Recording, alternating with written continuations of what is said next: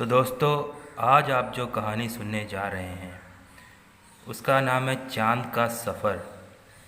ये किताब काफ़ी पुरानी है। जैसा कि आप देख सकते हैं कि ये किताब मैंने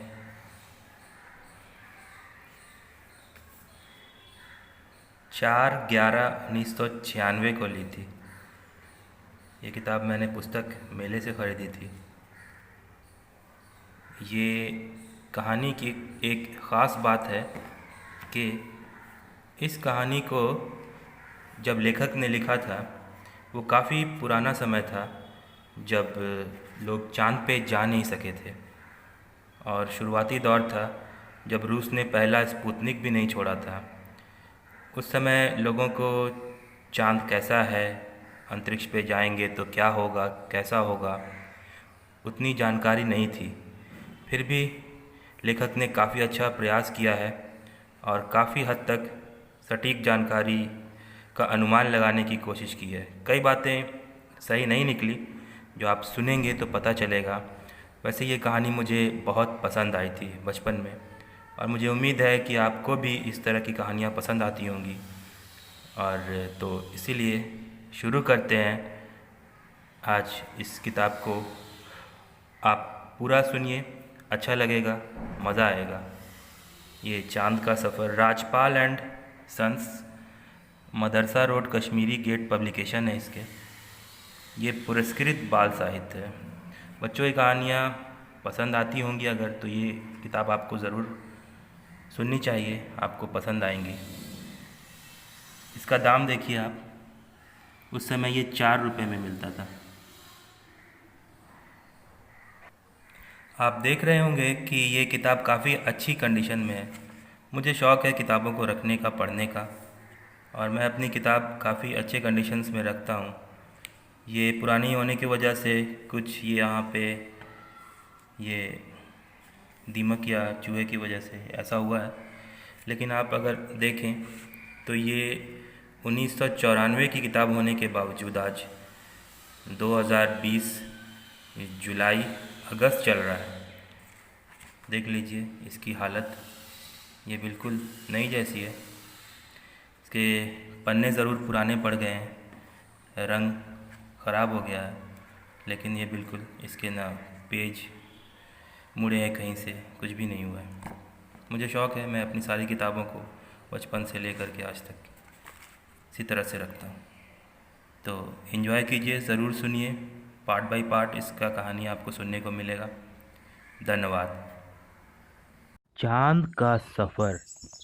यह केवल संयोग की बात थी कि आदर्श और उसकी बहन शशि प्रातः समय घूमते घूमते जंगल के उस बाग में जा पहुँचे जो बहुत भयानक था। वहां जाने के लिए उनके पिताजी ने हर किसी को मना कर रखा था। उनका बंगला शहर से कोसों दूर घने जंगलों के किनारे पर स्थित था। एक ओर नदी बहती थी और दूसरी ओर ऊंची नीची पहाड़ियां थीं। पिता चूंकि अपनी राज्य सेवाओं से निवृत्त हो चुके थे, आयु भी उनकी 65 के लगभग थी, और यूं भी शुरू से वे एकांत प्रिय थे। इसलिए अपना शेष जीवन शांतिपूर्ण व्यतीत करने के लिए उन्होंने एक ऐसे शांत और निर्जन स्थान पर बंगला बनवाया था। घर में माता पिता के अतिरिक्त 2 नौकर थे, जो बहरे भी थे और गूंगे भी। दोनों नौकर सप्ताह में एक बार शहर जाकर आवश्यक वस्तुएं खरीद लाते थे, और फिर सप्ताह भर तक कोई व्यक्ति घर की चार दीवारी से बाहर न निकलता था। शशि की आयु 10 वर्ष की थी और आदर्श की 14 वर्ष। पिता जब शहर में रहते थे, दोनों भाई बहन पाठशाला में पढ़ा करते थे, लेकिन अब कभी उनकी माता उन्हें पढ़ाती तो कभी पिता, और वे जानते थे कि माता और पिता ने उन्हें जो कुछ पढ़ाया लिखाया है, उससे पाठशाला में शिक्षा पाने वाले 10वीं कक्षा के विद्यार्थी भी पढ़ाई में उनकी बराबरी न कर सकते थे। सैर करते करते वे एकदम ठिठक गए। मुंह की बात मुंह में रह गई और बड़े आश्चर्य से एक दूसरे का मुंह देखने लगे। यह क्या? नजरों नजरों में उन्होंने एक दूसरे से पूछा। क्या वह भयानक जंगली जानवर यहीं तो नहीं रहता जिसके संबंध में पिताजी कहा करते थे कि वह मनुष्य को देखते ही उस पर झपट पड़ता है और पलक झपकने में हड्डियां चबा डालता है। लेकिन फिर दोनों के दिल ने गवाही दी, वह जंगली जानवर यहाँ नहीं रह सकता। चारों ओर कांटेदार तारों की बाड़ थी। बाड़ के भीतर एक छोटी सी झोपड़ी बनी थी और बाड़ के बीचों बीच आकाश की ओर सिर उठाए बड़े विचित्र आकार की लोहे की एक बड़ी इमारत खड़ी थी।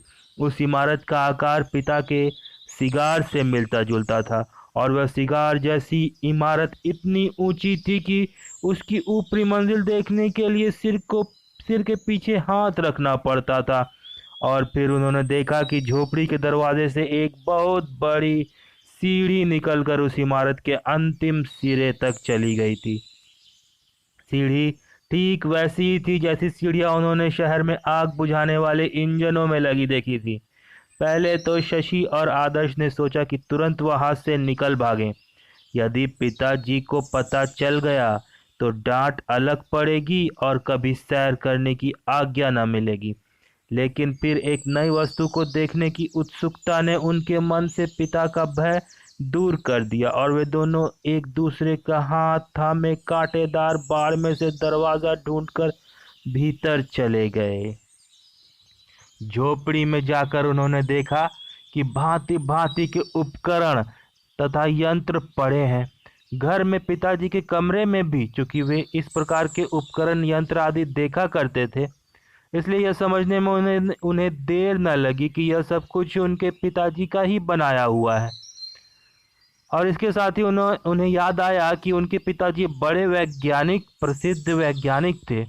सरकार ने उन्हें बड़ी बड़ी उपाधियां और बड़े बड़े पदक दे रखे थे और वे प्रायः उनकी माता से विज्ञान की, धरती की, समुद्रों की, पहाड़ों की, सूरज चांद सितारों की और नक्षत्रों की बातें किया करते थे। और उनकी माता उनसे कहा करती थी कि अब वे रिटायर हो चुके हैं, इसलिए उन्हें सुख चैन से अपना जीवन बिताना चाहिए। और कभी कभी माता और पिता में इस प्रकार की बातों पर झगड़ा भी हो जाता था।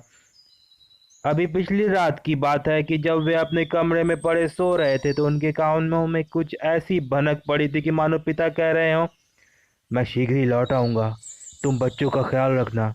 यदि मैं सफल हो गया तो संसार में मेरा नाम अमर हो जाएगा। और फिर उन्होंने माता की हल्की हल्की सिसकियों की आवाज़ सुनी थी। लेकिन यह बात उनकी समझ में नहीं आई थी कि पिता कहाँ जाने को कहते थे और माता क्यों रो रही थी। झोपड़ी के उपकरणों तथा यंत्रों को उन्होंने नहीं छुआ। असल में वे व्यर्थ अपना समय नष्ट नहीं करना चाहते थे। वे चाहते थे कि शीघ्र से शीघ्र सब कुछ देखकर वापस बंगले को लौट जाएं।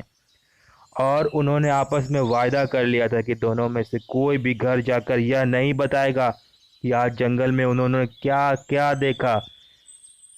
सीढ़ी बहुत पतली और बहुत ऊंची थी, इसलिए बड़ी सावधानी से डंडों पर पैर जमाकर वे ऊपर चढ़ने लगे। बीच में एक स्थान पर पहुंचकर जब उन्होंने नीचे देखा तो उनका दिल दहल गया। लेकिन फिर जैसे तैसे साहस करके वे चढ़ते गए यहाँ तक कि इमारत का दरवाज़ा आ गया। भीतर पहुंचकर उन्होंने जो कुछ देखा उसे देखने के लिए वे कदापि तैयार नहीं थे। इतना परिश्रम उन्होंने इसलिए नहीं किया था कि वहां भी बिल्कुल उसी प्रकार के यंत्र आदि देखने को मिलेंगे जिन्हें वे नीचे झोपड़ी में और घर में पिता के कमरे में देख चुके थे। इतना अंतर उन्होंने अवश्य देखा कि यह वहाँ वे यंत्र फर्श तथा मेज़ों पर पड़े थे और यहाँ इमारत की दीवारों में जड़े हुए थे। इमारत की भीतरी दीवारें लोहे की बनी थीं। स्थान स्थान पर हैंडल, चक्रियाँ, बिजली के बल्ब और बटन थे और उनकी समझ में नहीं आ रहा था कि इन सारे बखेड़ों की ज़रूरत क्या थी। ये सब चीज़ें पिताजी अपने कमरे की दीवारों में भी लगा सकते थे। कुछ समय तक इधर उधर घूम फिर कर देखने और एक दीवार में जड़ी हुई चमड़े की कुर्सी पर बैठने के बाद शशि और आदर्श का दिल घबराने लगा। जिस दरवाजे से वे भीतर आए थे उसमें से नीचे झांक कर देखा तो दिल में हौल उठने लगा।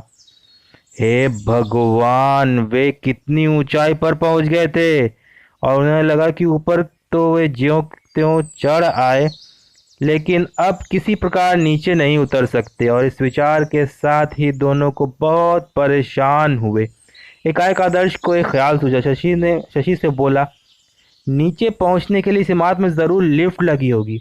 यह ख्याल उसे इसलिए सूझा था क्योंकि शहर में वह ऊंची ऊंची इमारतों में चढ़ने उतरने के लिए सीढ़ियों के अतिरिक्त लिफ्ट भी देख चुका था।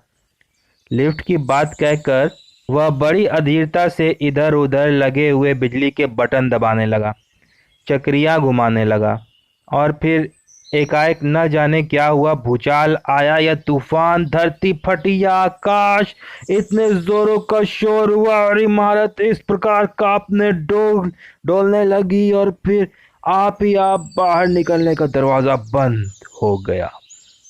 दोनों भय से बेसुध होकर के गिर पड़े। उम्मीद है आपको ये कहानी पसंद आ रही होगी और आप पूरी कहानी सुनना चाहते होंगे। अगले भाग को सुनने के लिए कृपया ज़रूर चैनल को सब्सक्राइब कर लें, घंटा भी दबा दें और अपने फैमिली और फ्रेंड्स में इस वीडियो को शेयर करें प्लीज़। धन्यवाद।